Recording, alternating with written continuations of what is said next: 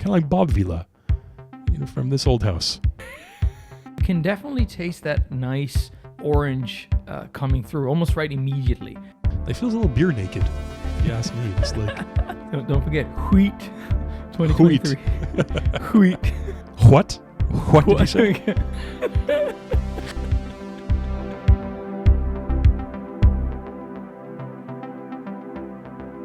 Continuing on with our wheat beer summer here at Beer Brackets, we already reviewed Hoegaarden. Now we're moving on to another big wheat beer brand, my friend, that's available here in North America, Blue Moon.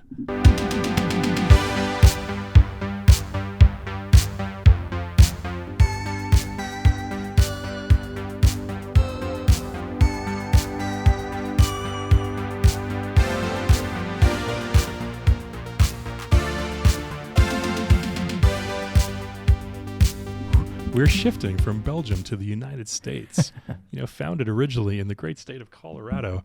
And Blue Moon is quite a well-known beer. And, you were telling me right before we started filming, you haven't had this one in a long time. I had one trip in my life down to the States where I had a couple of Blue Moons. A friend of mine that I was staying with really liked them. And I haven't had one since. And that was maybe 10 years ago. So I don't remember anything about this beer. So this is a completely new beer experience for me, man. That's great, man. Like it makes it more special when you're revisiting a beer after you've had chance to explore a different territory, because it gives you a new take on it. So it's going to be fascinating. And this is cool. This beer has had an interesting history in Canada. Originally, it wasn't available, but it was brewed under license by Molson as a beer called Rickard's White. And Rickard's Red is actually still very available here in Canada. They used to have a big variety of different beers. They had Rickard's Red, Brown, White, blonde. They had all these different ones. So they bought the recipe, the license to brew the recipe, and just rebranded it. And then they just discontinued Rickard's White, and they started brewing it as a beer called Belgian Moon instead of Blue Moon. So Belgian Moon was like the Canadian Blue Moon that apparently was the same recipe. But now we got the same beer. So we got Blue Moon. We're back. We're back. Before we get to that, everybody, I do want to let you know, if you want to sponsor a future episode of Beer Brackets, click that heart-shaped icon down below. You'll sponsor a future episode, and we will anoint you an official beer explorer in a very, very special Beer Brackets ceremony, like only now Sandro and I can do in a future episode. So if you'd like to support the channel, become a beer explorer and buy us a beer down below. We haven't quite figured out yet, the ceremony, but if you also want to find out, click it. All right, my friends, so a little bit we need to know about Blue Moon. There's not too much information out there, but before we get started, like good beer explorers, we need to educate ourselves. Put your learning face on. Get your serious learning face on, and let's get started here, okay? So after earning his PhD in brewing from the University of Brussels, so the founder of Blue Moon, his name was Keith Villa, or Villa, kind of like Bob Vila, from this old house. Maybe there's a relation there. So he returned from Brussels in Belgium with all this knowledge about Belgian beer. And he returned back to the States with the goal of brewing some, really, really well-crafted Belgian-inspired beers. So, but he knew that the American palate would appreciate a bit more sweetness than the typical bitter tartness of a Belgian wit, right? So what he did was he wanted to use, instead of the classic orange peels that were used in a beer such as Hoegaarden per se, he brewed with Valencia orange peel instead, which is the key. This is the key, and it says it all over the Blue Moon bottles and cans with Valencia orange peel. And it's a much more sweeter orange peel, that is. And that apparently gives Blue Moon its signature taste. And you know what? For the most part, Mr. Villa here, Keith Villa, was kind of, said he's responsible for really introducing the wheat beer style to the masses in the States in the 1990s. I will say, that's a big achievement. There's not many people that can say I introduced a new style to a whole nation. So that's cheers to him. Cheers to Mr. Villa. Well, my friend, let's get right started with this review. Let's open up these beers and let's get going. Oh no! Okay, I thought it was going to explode, but it did not. It didn't. It's got a little beer top on it, a little bit of domage. Look at my wheat beer glass here. The last time this glass made an appearance on the Beer Brackets channel was in our Heineken can versus bottle episode. Really? Oh, that's right. Yeah. That's such a long time ago. And somebody actually commented on that video, damn, that dude's got a big beer glass. What's with that? It's a That's wheat beer awesome. glass. Well, I don't know if I'm imagining it, but it definitely has more of an orange hue to the color. How come you don't have any head on yours? Look at mine. No, yeah, I don't have any pretty much. Wait, do you have a can or a bottle? Always a bottle, my friend, for me on these, apparently. You and your Floridian bottles. Maybe that's why. Maybe that's what it is. I think, especially after reviewing Hogarden, I think we have a whole bunch of wheat beer can versus bottles to do because there are some serious differences here, it seems like. It does. It does, definitely. I mean, yeah, look at this. I've got a That's really fluffy thick, head. I love it. voluptuous head on this. Oh my God, this is like having just reviewed Hogarden. This is completely different, but I will save that for the versus battle that we have coming up. My friend Aroma, cheers. Aroma, cheers to you, my friend. What do you think of the aroma here? Well, it's striking how you mentioned about the sweetness, but on this, I definitely can smell the orange. I mean, and it's not like just citrus. It's clearly orange, and it's almost like it has this like almost like candied kind of character to it. Yeah, definitely. I can definitely see how there's there's beer elements like more maltiness, not very much hop. I think I'm going to start, my friend, with the 2 because aromas are there, but I don't know. I feel like there's something in between that is missing in between like this maltiness and the orange, at least in my iteration. As you can see, it doesn't have much head. What do you think? I'm wondering what's going on here because it sounds like we almost have like 2 different beers. And even visually, they look like 2 different beers. Like mine's a lot blonder and sort of like a little bit more carbonated than yours. Yeah. But I don't know. Maybe you definitely smell the orange, like you said. And it's not orange peel like orange, like you said, right? Almost like freshly squeezed orange juice. It's a lot more pure of an orange smell. I'm getting like a little bit of hoppiness on this one too. Like a little bit of graininess. It's actually really nice. It almost smells like, I got a little bit of almost like a lager aroma off it at first, and then the orange really started to come through. It's nice. I think a 2 is really fitting. I like what I smell, but I would like it to be a little bit stronger in what it is. That'd be really nice. So cheers, buddy. Let's take a sip. Cheers to you, my friend. Let me know what you think.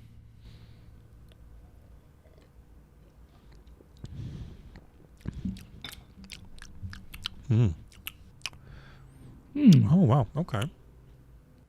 It has an interesting combination of flavors. You can definitely taste that nice orange coming through almost right immediately. Yeah. Graininess like sitting around that just like surrounds everything. I can see what you mean maybe by now that I took a sip, like about the hops, like they are there. Yeah. I just find them like so extremely delicate. It's very delicate. It's not a bad thing. Like it's just like the way they chose to showcase everything. I think I'm going to stick with the 2, my friend, because there's nothing I'm not enjoying about it. I just think that to me, to my taste, like sometimes, a little extra element or something like that, it's a little bit more playful within the taste would be nice. Like, what do you think? You know what? Every time I've never had this beer straight. Every time I've had it, it's been with a wedge of orange in it. Like a big wedge of orange. Yeah, that's true because that's how they always serve it here. You're right, when you go in a bar. Exactly. And even at one of that friend's house that I was telling you about, you'd always cut up an orange and put a big wedge of orange into it. So that's how I've always had it. And I think it needs that orange, actually. Having it now without it, it kind of really feels like it's missing something. Everything that's there is really subtle. There's like a little bit of hop, some orange, and for me there's a lot of tastes in there that are a little bit muddled. I'm gonna go to a 1 on the taste. I'm not really, to be honest with you, I'm not really enjoying this too much. I think it really does need that orange, like that kick of fresh orange juice and orange zest really takes this beer to another level, and without it feels a little beer naked, if you ask me. Just like beer naked. It does, man. It does. I'm sorry to do it. Mr. Vila. But I'm going down to a 1. It's important to be, just barometers. You have to be fair. This is how I'm feeling in this beer moment right now. This is how I'm feeling, buddy. So now we go to the mouthfeel. We got to do a little bit of a beer refresher here, as always. By the way, if you're enjoying your wheat beers this summer just like we are, you're in the Beer Brackets channel. If you're having a wheat beer along with us, you feel like getting some new summer swag, we're having a good 10% off sale in our merch store this summer. Use the promo code down below, Wheat 2023. Wheat. And get 10% off any cool summer beer swag that you see in the store there. Don't forget Wheat 2023. Wheat. Good luck on how it's spelled. It's like Hoegaarden. Wheat. Good luck on how to spell that. We're not gonna write it. You gotta have to guess. You're gonna have to try and input the promo code at checkout and spell wheat. See if you can get it. If you can get it, you earn that 10% off. Yeah. Carbonation. So I think here on this wheat summer. What? What did you say?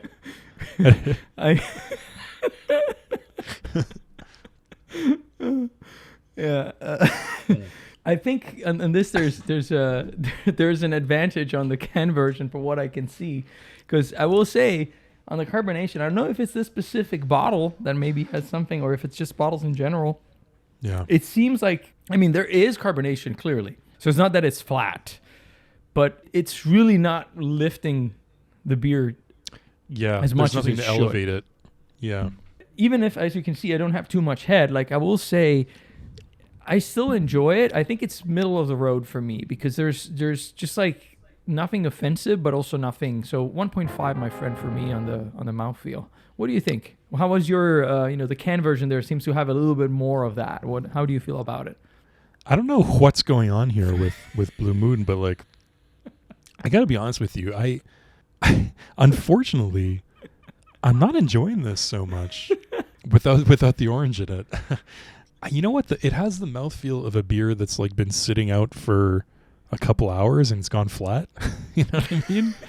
Like that's obviously that's got to be what they're going for, because you're having the same experience. That's by design, but it's just not doing anything for me. It's not elevating the beer. It's not making it more refreshing. It's not doing anything to sort of like help the flavors along. You know how some mouthfeels do. I'm going to stick with a 1. So it tastes like a flat beer to me. And well, that's saying something though, because you're at least on, for me looking here at your glass, it looks way more carbonated. So it seems like, yeah, sure, the head, might play an effect on it. But if you're getting that same experience, it says something about, about the approach. I think mine is obviously still more carbonated than yours is from the look of it. But even then, it still has the mouthfeel of a beer that was once much more carbonated and that has lost like 90% of its carbonation from sitting out on like a coffee table overnight and somebody picked it up the next morning and like take a sip of it. But now the finish, my friend, what do you think? Well, I was thinking, and I think the finish has actually one element that I'm actually quite surprised. Think? What? Sorry. So, the element that surprises me is this very unique, and I don't know if it's just like, because I'm thinking about it. Yeah. But I can pinpoint this distinct orange flavor. Yeah. And like I said, it's really like taking a bite into an orange, that aftertaste that you have, that lingering finish, it's there. So I will say, whatever they've done, like they really nailed that aspect. And for that, like it deserves like a shout out. However, I will say that apart from that and a little bit of sweetness on the finish, there's not too much going on. So I think I'm going to stick with a 1.5. Take another sip of the wheat beer. There's like a whisper of malt. A little bit. A little bit. I think what you mean is a whisper of wheat. There's a whisper of wheat in this white beer. Yeah, a little bit of wheat, a little bit of malt. The finish is actually it's nice. It definitely doesn't deserve anything as low as a 1. It's probably one of the best parts of this beer, if you ask me. I think I'll go as high. It's nothing extraordinary, though. It's nothing that's overly enjoyable. I think I'll bump it up a little bit, up from a 1 to a 1.5. What? Finish, I think. Oh my god. I think the wheat is shining through here. I used to have, well, I have this friend, Steph. I definitely not watching, but he used to always just unironically throw that into sentences and pronounce it white or what, all that, and I just got such a kick out of it. Oh, well. Hopefully our viewers What? do too, because we're having a lot of fun. Yeah. All right, my friend, is an overall beer experience from beginning to end. Blue Moon. What do you think? Well, I will say that this experience in particular is raising up my intangible with the beer. this particular By Blue Moon experience. Definitely. I don't think I'll be able to ever taste the Blue Moon again without thinking, what? You know what? Like I think that the last few times I've had this beer here, at least where I live, like you can find it pretty easily on tap, like almost everywhere. And Yeah, it was same on here. tap. Same here, really. I will say that, the tap version is way better in my experience compared to what I'm tasting here right now. So I think if we take that and we combine with the fact that they also do recommend serving it with an orange, a slice of orange like you mentioned, Yeah. I think this deserves a 2 definitely, because it has that potential. I think it can be very refreshing. I can see it being a little bit sweeter than what I normally enjoy, but if Yeah. it's served cold, like with right amount of carbonation, which is a little bit more than what I have here, and with the orange, I think it's a good spot. What do you think, my friend? What do you think? Sorry. I was going to say, yeah. This is a tough one because traditionally I've enjoyed this beer with the orange. Without it, it's very lacking, and I just can't look past that. I think as an overall beer experience, this wasn't too enjoyable for me. I think I'm gonna stay with a 1.5. It's kind of middle of the road. There is a quality to it. I think as an overall experience, it's not going to dip as low as a 1, but there's just a lot lacking there. And having in our beer explorations, I've tried so many more delicious wheat beers over the years that now drinking this beer kind of feels a little unnecessary. It feels like, why make a wheat beer like this why make a wheat beer like this when you can have the quality wheat beers that are out there, that we've had certain German brands that we've partaken in and imbibed in over the last couple of months.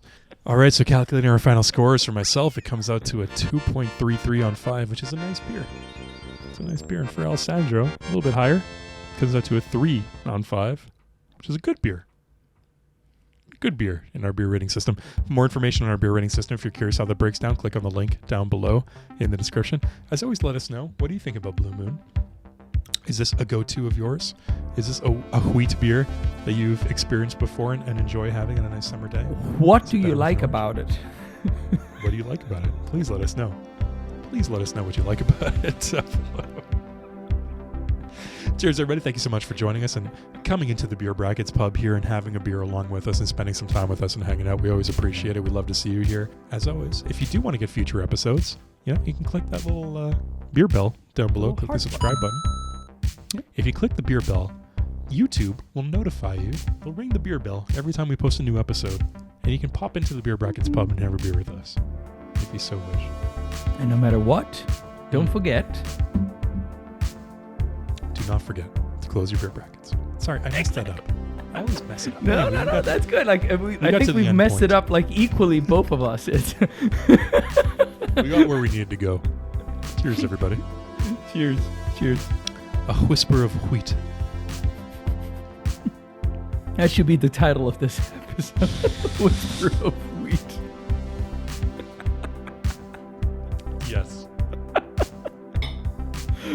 A whisper of wheat.